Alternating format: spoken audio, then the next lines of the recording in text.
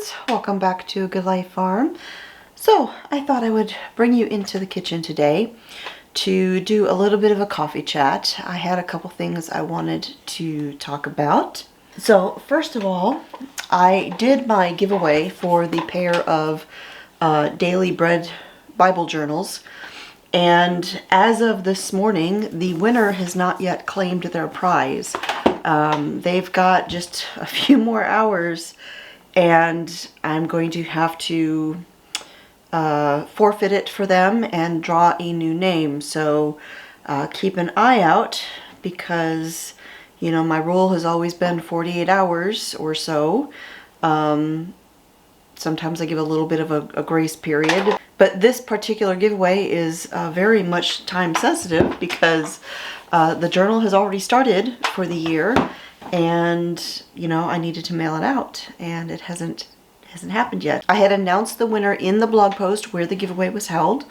I emailed them using the email address that they entered with, and there's been no response. So just keep an eye out, because if you did not hear from me, you may yet. Now, yesterday morning when we got up, we were right at the freezing temperature, and we couldn't see any frost anywhere, but there was like a very thin layer of ice over the top of the animals' water out there. Nice and chilly, brisk morning. I love mornings like that. But no frost. But today was a different story. Today we got down to somewhere around 29 degrees and we got a frost.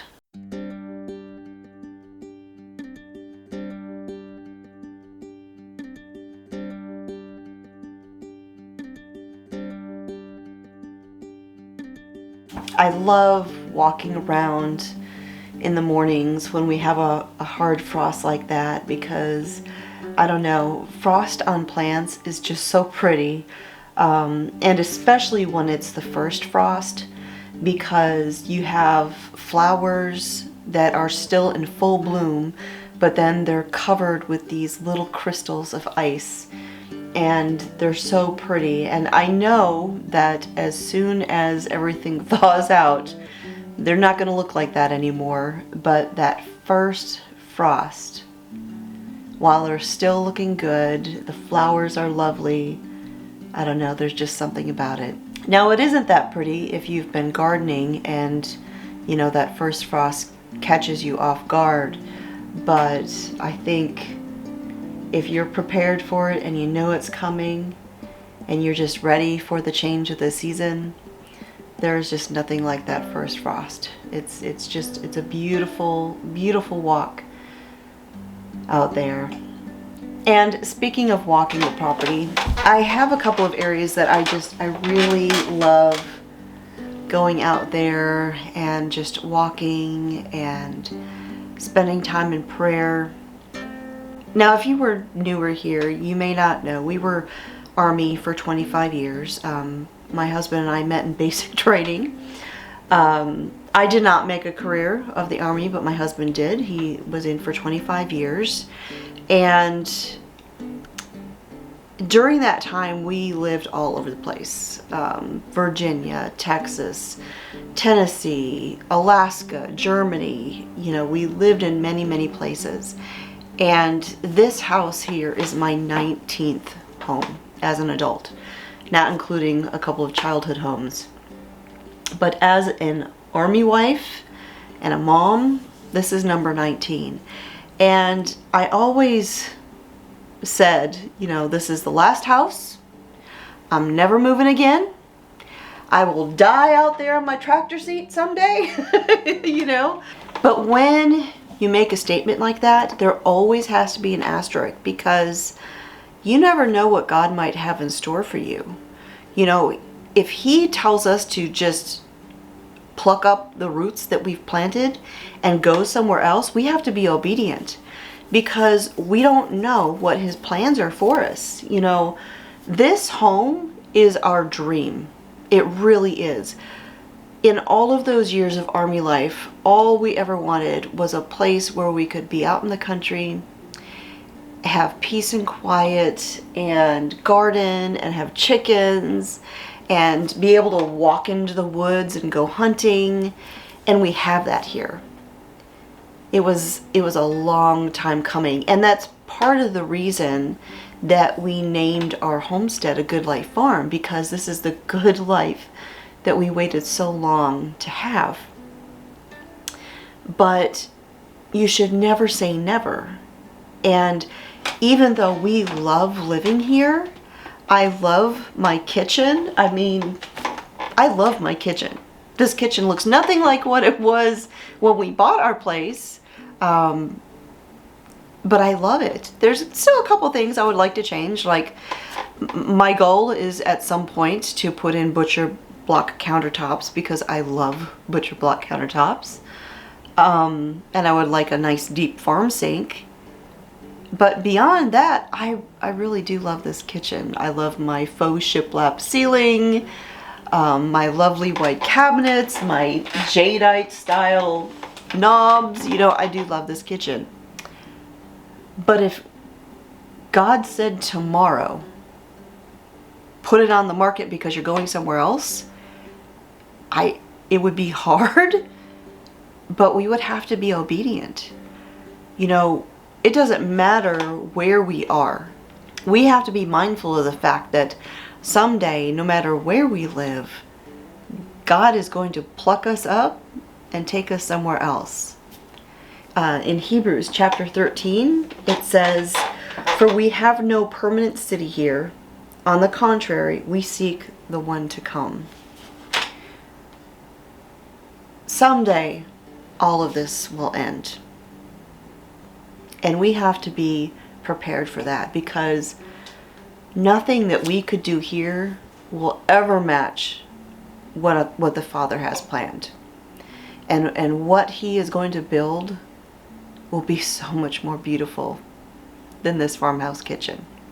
And even beyond that, I know that no matter how much I enjoy cooking in this kitchen, and while I'm washing dishes, I'll stand there at the sink and look out the window and just watch the chickens running around and watch the deer playing out there in the pasture. And it gives me tremendous joy to do this. But no matter how much I love this kitchen, it does not hold a candle to anything the Lord would have in store for us if He were to ever tell us to get up and go somewhere. And who knows? I mean, He could pick us up and plant us in the middle of a city. I hope not, because I'm just not a city person. But it wouldn't matter where it was, because if the Lord is telling you to go, you go. No matter how much you love your home, no matter how much you love your town, your state, your country, when the Lord says go, you go. Because you don't ever want your home, the place where you are, to be more important than what God's plans are for your life. And I mean, who knows? Who knows what He would have in store? Who knows what great things you might get to witness if you're obedient. One time I had someone tell me, after we had just moved out here to our homestead, that my trying to grow food and put up things in the pantry and raise, chickens for eggs and all of that basically trying to be self-reliant was not trusting God. And I wrote an article about it on my website, and I think I talked about it at the time in one of my videos. But I don't think living an agrarian lifestyle and trying to be more in touch with your food and knowing where your food comes from is by any stretch of the imagination showing a lack of trust in God. Because I mean, if you've ever planted a garden, you know you have no control over the sun, over the rain. You have no control over the swarms of pests you might be taken over by. Every year is a challenge. it is definitely not something that you would be untrusting of God over. If anything, I think when you get out there and you plant the garden and you put those seeds in the soil and you watch those seedlings come up, if anything, it shows you just how little control you actually have. I mean, I spend so much time out there in the gardens in prayer and worship and just thinking about all of the different sorts of parables that Jesus shared in, you know, the writings of the apostles, of comparing living for the Lord and farming or gardening. You know, you have the parable of the seeds and where they are sown, and I mean, there's so many different connections to that, and you really see that when you're out there actually living it.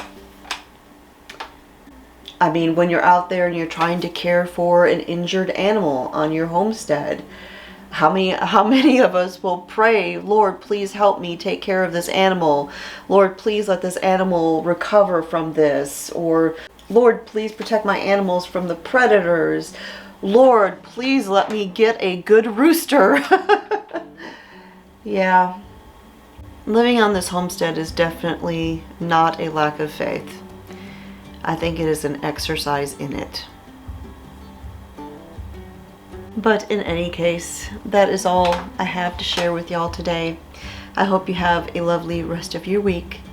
My name is Constance at A Good Life Farm, and I'll talk to y'all next time.